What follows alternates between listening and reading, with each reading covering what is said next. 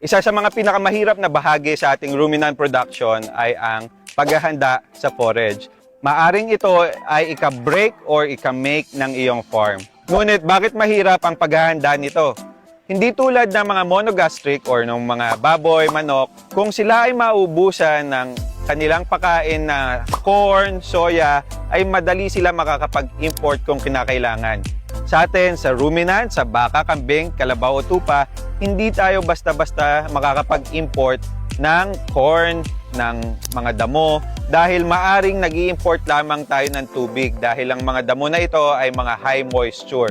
Kaya hindi viable sa ating mga negosyo na mag-import ng ating mga pagkain sa ating mga ruminants.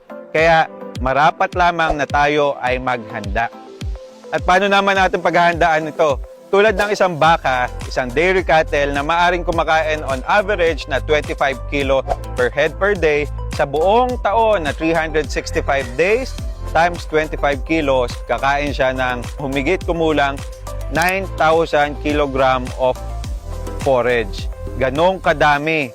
O ito ay katumbas ng 1/3 of a hectare.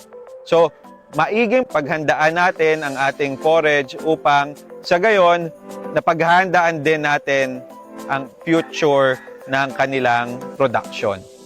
At ang pagtatanim hanggang pag-harvest ay maaaring inaabot ng 45 days para sa mga grass katulad ng mga mulato, mombasa, napier, at mga 75 to 90 days naman sa mga corn na ginagamit para sa corn silage.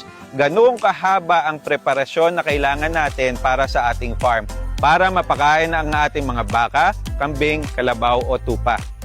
Kaya kung gusto mong umasenso ang iyong farm, kailangan natin paghandaan ang kanilang kinakain, ang forage. Dahil hindi ito basta-basta binibili lamang, kailangan nito ng masusing paghahanda mula sa pagtatanim hanggang pag-harvest. Kaya comment room solve below para isendan ka namin ng mga checklist for your forages.